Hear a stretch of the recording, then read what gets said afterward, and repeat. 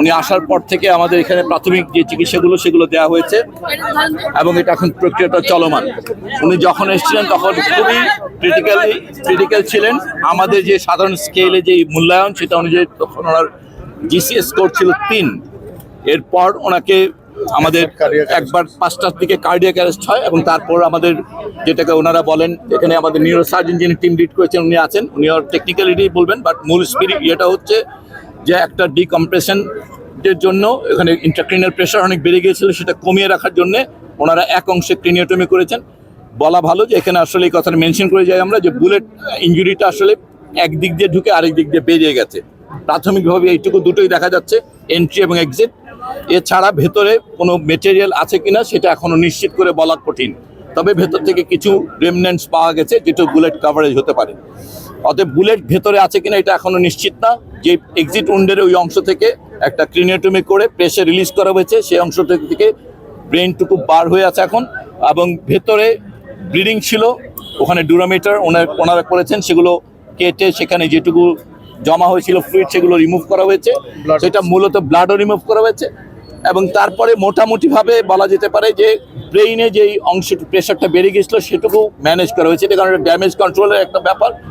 এবং এরপর বাকি অংশটুকু এরপর আবার কিছুক্ষণ আগে ওনার নেজাল ব্লিডিং হচ্ছিল, সেটাও ওনারা ম্যানেজ করেছেন আমাদের চিকিৎসক দল।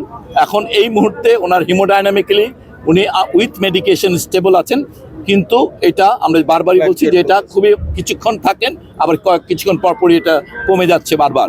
সো এটা একটা অনিশ্চিত অবস্থা। ওনার পরিবারের ইচ্ছা অনুযায়ী আমাদের দিক থেকে প্রথমে কম্বাইন্ড মিলিটারি হসপিটালের ব্যবস্থা করা হয়েছিল যে যদি দরকার হয় শিফট করার, পরিবারের ইচ্ছা অনুযায়ী এটা এখন এভার কেয়ারে ওনার ইচ্ছা প্রকাশ করেছেন। সরকারের পক্ষ থেকে ইতিমধ্যে এভার কেয়ার এবং শিফটিংয়ের জন্য আমাদের যে আইসিইউ সাপোর্টেড অ্যাম্বুলেন্স সেগুলো জোগাড় করা হয়েছে, সেগুলো এখন ব্যবস্থাধীন। ওনার অপারেশন প্রক্রিয়া চূড়ান্ত করেছে, নোটগুলো লেখা হয়ে গেছে, আর অল্প কিছুক্ষণের মধ্যেই আমাদের ওসমান হাদিকে নিয়ে অ্যাম্বুলেন্স এভার কেয়ারের উদ্দেশ্যে রওনা হবে। সবার কাছে দোয়া চাইছি, সারা বাংলাদেশের সকল মানুষ ওসমান হাদির জন্য দোয়া করবেন, এবং আমাদের চিকিৎসক দল যারা সাধ্যমতো চেষ্টা করেছেন ঢাকা মেডিকেল কলেজে একটি ব্লাড কানেক্ট করে দিয়ে ওনাকে স্টার্ট করা হবে, সেই রক্তের ব্যাগটা কানেক্ট করে ওনাকে অ্যাম্বুলেন্সে তুলে দেওয়া হবে। আপনারা দোয়া করবেন সবাই ওসমান হাদির জন্য। তার এখন বর্তমান কন্ডিশন আসলে কি অবস্থা? আমরা এটাকে খুবই ক্রিটিক্যাল, যদি আমাদেরকে জিজ্ঞাসা করেন আমরা বলবো এটা খুবই ক্রিটিক্যাল।